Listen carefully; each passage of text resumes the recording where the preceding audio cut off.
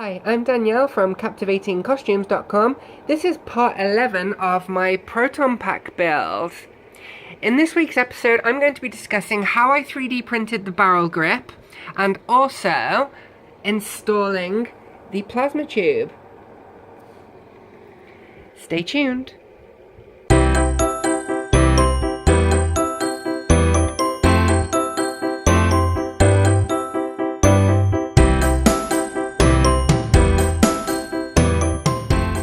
If you'd like to stay up to date with future projects, please don't forget to subscribe to me by clicking the link down here. Also, if you enjoy the particular video you're watching, please give it a like. I like this.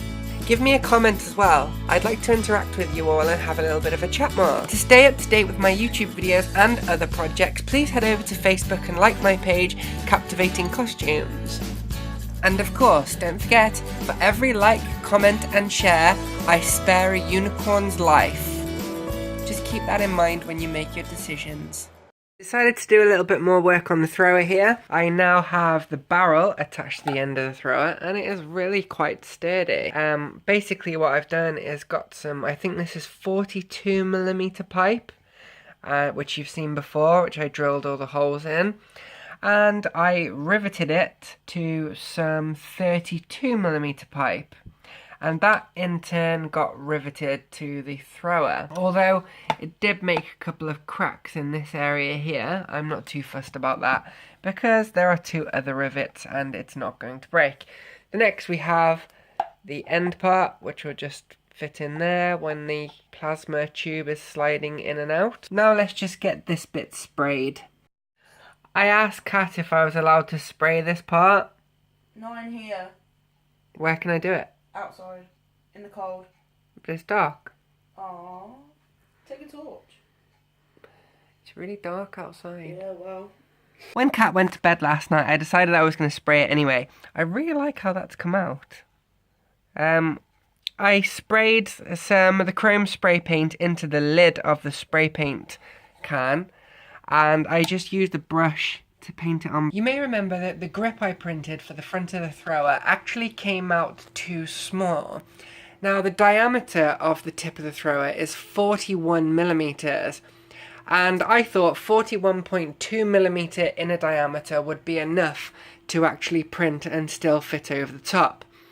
Now the thing that I forgot is that PLA expands as it cools down.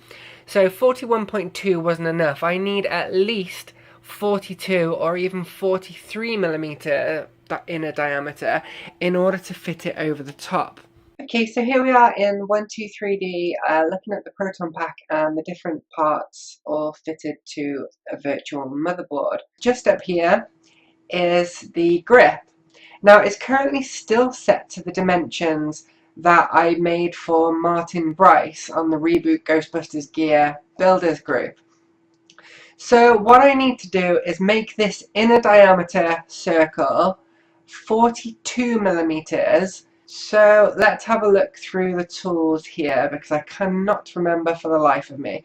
Press pull. So if I click the press pull tool, which is up here, and I can click the circle and the inner diameter. By doing this, I can pull it in and out, and you can see the millimeters written over here. So we'll stop doing that for a second because we need to know how wide the inner diameter is right now. So if I select it, it shows me that the radius is 22.694. Now a radius is just half the distance from one side of a circle to the other. So if we multiply that by 2, we can see that it's 44mm or 45mm.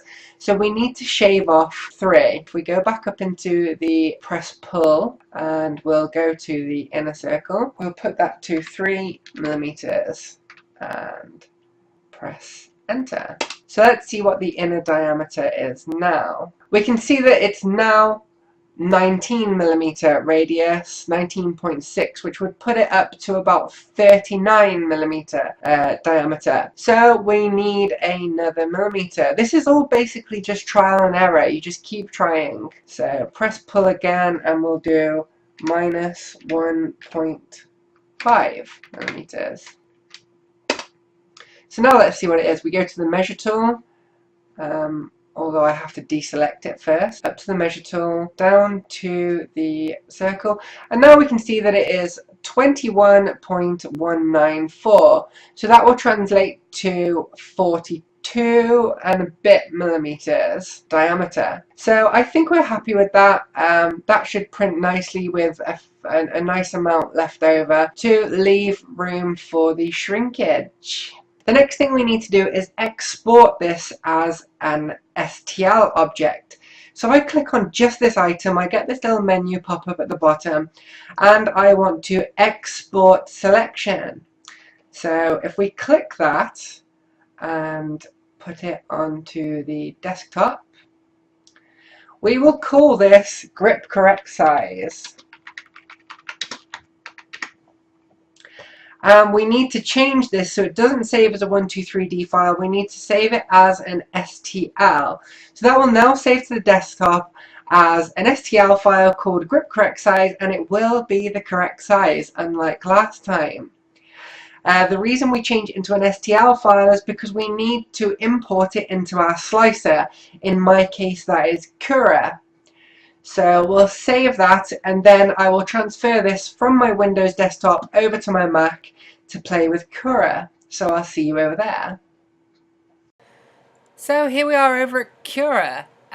We've exported the STL file, so now we need to change it to a G-code file so we can put it on a memory card and stick it in the printer. As you can see, my bed is currently empty, so let's go and get the file, which I've put in this conveniently placed folder here. Open the file. You can see that I've named this in a very professional manner. I will name it again. And the 123D file will be going up onto Thingiverse. And now you know how to resize it for your own requirements. The link for my Thingiverse file will be in the description as always. So let's get our grip correct file size and drag it into Cura. As you can see, it is now imported into Cura, and this is the direction that I will be printing it. The red line on there is telling me that this section may need support, but we're not interested in supporting any of the sections on this because there's just no point. They print fine without supports, so we're going to leave them turned off. So we'll ignore that red mark there for now. Now the quality, the layer height, 0.1 will create obviously 0.1mm layer height. And I think for an item like this, we don't need that much detail, so we'll stick it up to 0.2 for better structure. The wall thickness we want at 1.2 in the top and bottom. That's basically the thickness of the plastic around the extremities of the part. The infill I think that we'll have at 50% because we'd like it to have quite a rigid feel to it. Printing temperature, I always started off at 210, but I might lower it down to 205 whilst printing. The bed always sits at 70 degrees Celsius. I quite like it like that. The rest is irrelevant. Print speed, they're just my own personal settings. So here we get to the support section, and as you can see, it is advising me that I need support there, as I mentioned previously, but I'm going to ignore it because I like to live dangerously. So let's turn it off. That's turned off. So platform adhesion, that's how it sticks to the bed. We will leave that turned off, and there's nothing else really in here that we need to pay any attention to. So we're just waiting for it to slice now, which will calculate how much material it's going to use and how long it's going to take to print. So that seems to be taking a while today, but probably because I've got so much stuff running. So I'll leave that and come back in a second. Right, that's finished slicing now. It did take quite a long time. It doesn't normally take that long. And we can see that this is going to take 8 hours and 54 minutes to print, and it's going to use 31 meters of filament, and I'm quite happy with that. That seems like a reasonable length of time. It's 2 o'clock in the afternoon now, so that should finish by 10 o'clock tonight, all being well. So what we're going to do is save that to file, and we'll call it grip, and I'll save it to desktop so I can find it nice and easy. Save that, and then all I need to do is move it onto the memory card, put it into the printer, and set the printer up. So let's go and have a look over there. Right, here we are over the printer, and I have my little memory card with the grip G-code on it. So that needs to go into the side of the printer there. So the first thing we need to do is switch it on. You can see my massive fan modification at the back, 122mm fan to make sure it stays cool. So we'll turn it on, back glows up green because it's got some LEDs in it, and it will start up.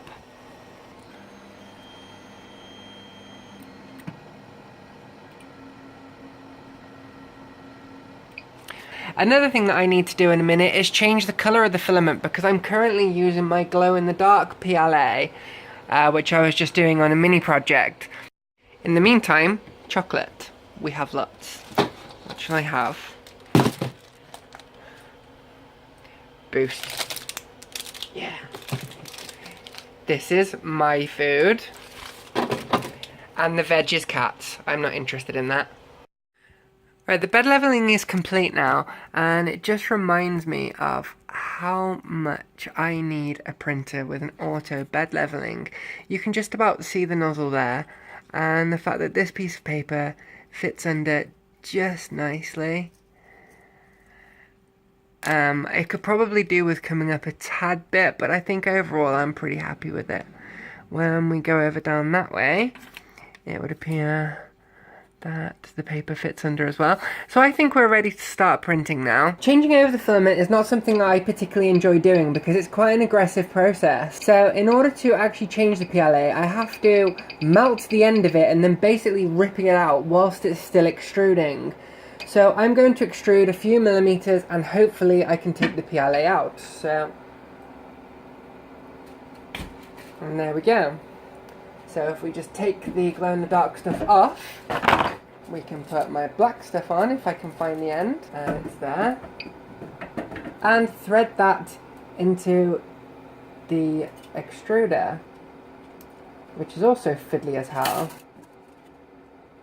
And then we can just push a load through just to clear out the rest of the glow-in-the-dark stuff. I can now see that's coming out black on the other side.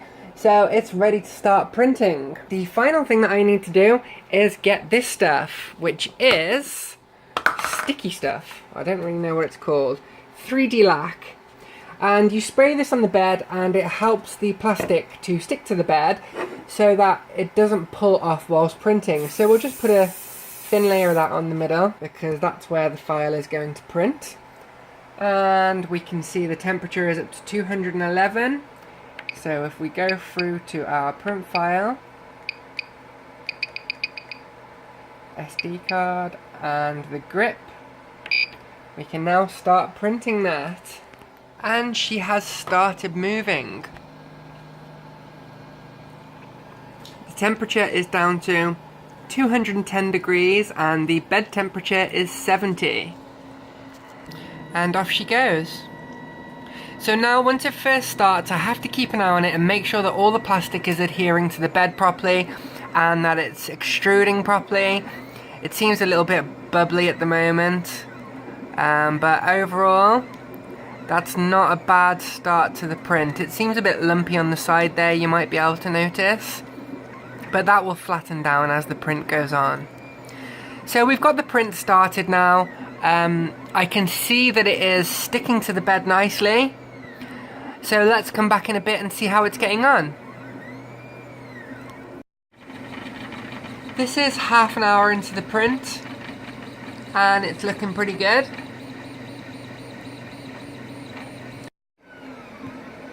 Okay, this is about hour in, maybe hour and a bit. I can't remember, I've lost track. Yeah, we'll go for an hour. Still looking good. 15 hours, 63 minutes and 22 seconds. That was just a guess. Goes on forever. Blech. 45% complete. It's been 6 years now, and still I continue to wait.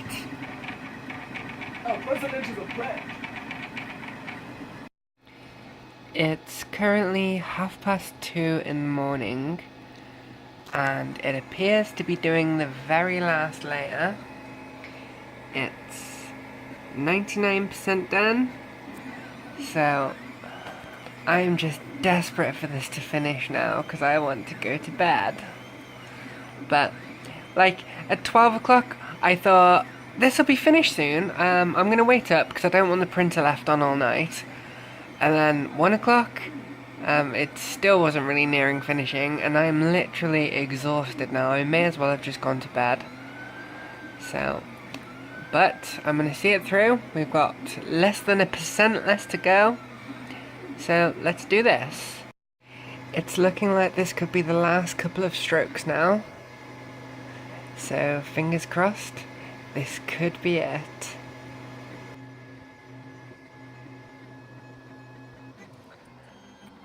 And it's done. Whew. Let's see if I can get it off. Not without taking the bed off as well, probably. Let's turn it off. So here it is, finally printed. It's a bit rough around the top, but we can sort that out with sanding. The other end's quite nice.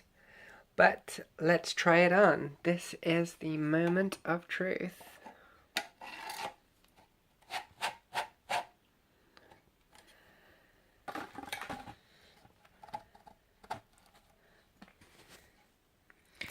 Perfect. Looking nice. On the plasma tube now, and I have just glued the tip of the thrower onto the end. So that's nice and sturdy now. I also repaired the bit that I accidentally cut off. So let's see if I can get this installed into the thrower before the video goes out. There's the plasma tube completely fitted up. We've got the tip of the thrower on, the plasma tube here. And this bit provides a nice smooth surface for sliding in and out of the barrel of the thrower. We've got... cervix. Yeah, I said cervix. It's going to give birth to the plasma tube. Technically, yeah. So I've got all of the electronics stuffed inside there, and they are hot glued in. So if I pull the cable out through here, which was a bitch to thread through, and I can just slide that in now. And just pull it through. This is really difficult for one-handed. Make sure there's no slacky cable. So that's what we've got at the moment. It looks like the normal thrower. And once we've fitted the linear motor up in here, this will slide out about that far. And although it doesn't seem like much, considering how much of the plasma tube there actually is, that's enough just to show the plasma beam going off. So I'm really happy with how that's looking at the moment. That's another bit out the way. So let's head back into the living room. Here we have it, the Proton Pack thrower with the plasma thing installed. There, you may notice there's a slight space here, but I have an idea for something I want to do in this area, but I want to map it out before I discuss it any further. I've currently got it bodged up to a battery, 12-volt battery, so we can give it a shot. When you first flip the switch onto the thrower power, or whatever you want to call it, the end will slide out like this. Via a linear motor, which I've got just next to me here. This motor will push the plasma thrower in and out. And then as soon as you press the fire switch, for our purposes it'll be the switch on this battery pack, the plasma tube will start to glow up. And it looks cool.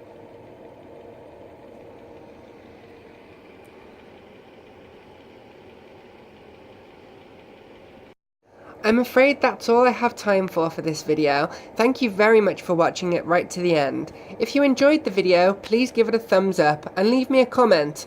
I enjoy having suggestions from you guys, and I like to get the conversation started. If you'd like to see updates on this project and future projects, don't forget to subscribe to my channel. Also, like my Facebook page, Captivating Costumes. Thank you again for watching, and see you next time. Love you all.